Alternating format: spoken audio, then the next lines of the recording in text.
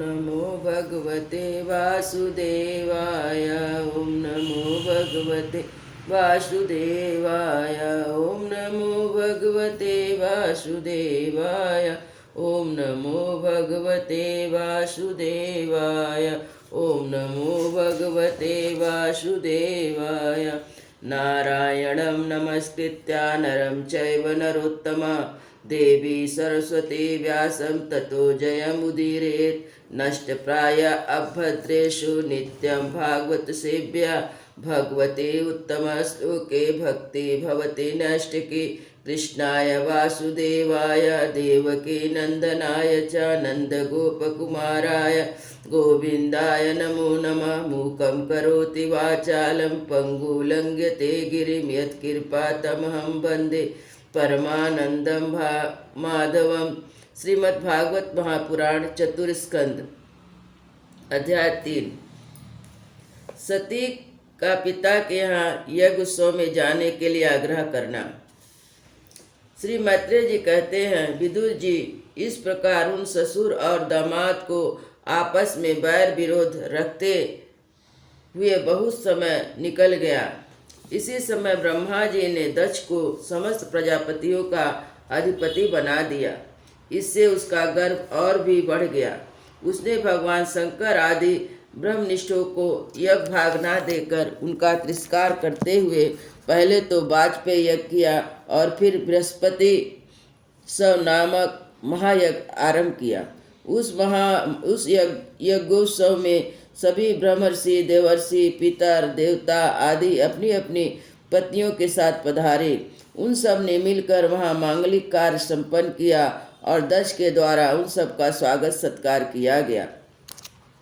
उस समय आकाश मार्ग से जाते हुए देवता आपस में उस यज्ञ की चर्चा करते जाते थे और उनके मुख से दक्ष कुमारी सती ने अपने पिता के घर होने वाले यज्ञ की बात सुन ली। उन्होंने देखा कि हमारे निवास स्थान कैलाश के पास से होकर सब ओर से चंचल नेत्र वाली गंधर्व और यक्षों की स्त्रियां चमकीले कुंडल हार पहने खूब सज धज कर अपने पतियों के साथ विमानों पर बैठी उस यज्ञ उत्सव में जा रही है। इससे उन्हें बड़ी उत्सुकता हुई और उन्होंने अपने पति भगवान भूतनाथ से कहा। सती ने कहा, वामदेव, सुना है इस समय आपके ससुर दक्ष प्रजापति के यहाँ बड़ा भारी यज्ञ उत्सव हो रहा है। देखिए, ये सब देवता वहीं जा रहे हैं। यदि आपकी इच्छा हो तो हम भी चलें। इस समय अपने आत्मियों से मिलने के लिए मेरी बहनें भी अपने अपने पतियों के साथ अवश्य आएंगी।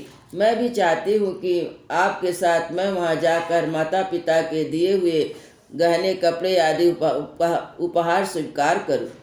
वहाँ अपने पतियों से सम्मानित बहनें, मौसियों और जननी को देखने के लिए मेरा मन बहुत ही उत्सुक है। कल्याण में इसके सिवा महर्षि का रचा हुआ श्रेष्ठ यज्ञ भी देखने को मिलेगा। अजन्मा प्रभु, आप जगत के उत्पत्ति के हेतु हैं। आपकी माया से रचा हुआ परम आश्चर्यमय त्रिगुणात्मक जगत आप में ही भास रहा है, किंतु मैं तो स्त्री स्वभाव होने के कारण आपके तत्व से अनभिज्ञ और बहुत दीन हूँ। इसलिए इस समय अपनी जन्मभूमि देखने को बहुत उत्सुक हो रही हूँ। जन्म रहित नीलकंठ, देखिए इनमें कितनी स्त्रियां जो ऐसी हैं जिनको दक्ष से कोई संबंध भी नहीं है, फिर भी वे अपने अपने पतियों के सहित खूब सज धज कर झुंड की झुंड वहाँ जा रही हैं। वहाँ जाने वाली इन देवंगनाओं के राजहंस के समान श्वेत विमानों से आकाश मंडल कैसे सुशोभित हो रहा है।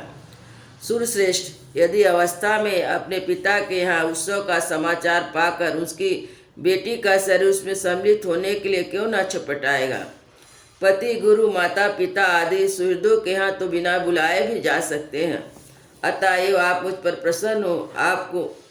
आपको मेरी इच्छा अवश्य पूर्ण करनी चाहिए। आप बड़े करुणामय हैं, तभी तो परम ज्ञानी होकर भी आपने मुझे अपने आधे अंग में स्थान दिया। आप मेरी इस याचना पर ध्यान देकर मुझे अनुग्रहित कीजिए।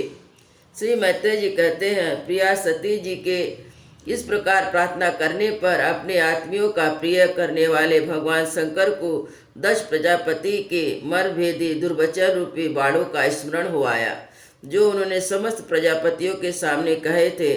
तब वे हंसकर बोले।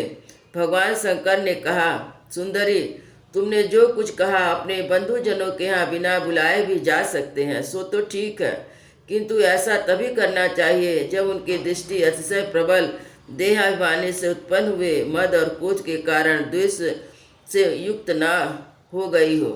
विद्या, तप, धन, सुहृद, शरीर, युवावस्था, उच्च कुल, इच्छा सत्पुरुषों के जो तो गुण है, परंतु नीच पुरुषों में ये अवगुण हो जाते हैं, क्योंकि इनसे इनका अभिमान बढ़ जाता और दृष्टि दोषयुक्त हो जाती है एवं विवेक शक्ति नष्ट हो जाती है। इसी कारण वे महापुरुष का प्रभाव नहीं देख पाते।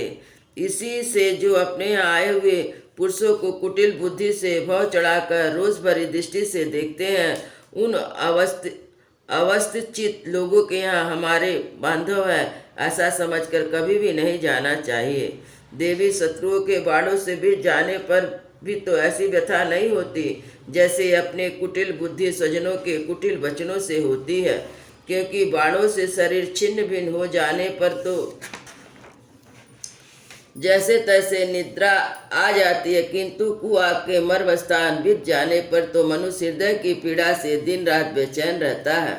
सुंदरी, अवश्य मैं यह जानता कि तुम परम उन्नति को प्राप्त हुई दक्ष प्रजापति को अपनी कन्या में सबसे अधिक प्रिय हो, तथापि मेरी आश्रिता होने के कारण तुम्हें अपने पिता से मान नहीं मिलेगा, क्योंकि ये मुझसे बहुत जलते हैं। जीव की चित्तवृत्ति के साक्षी अहंकार सुन महापुरुषों की समृद्धि को देखकर उनके हृदय में संताप, इंद्रियों में व्यथा होती है।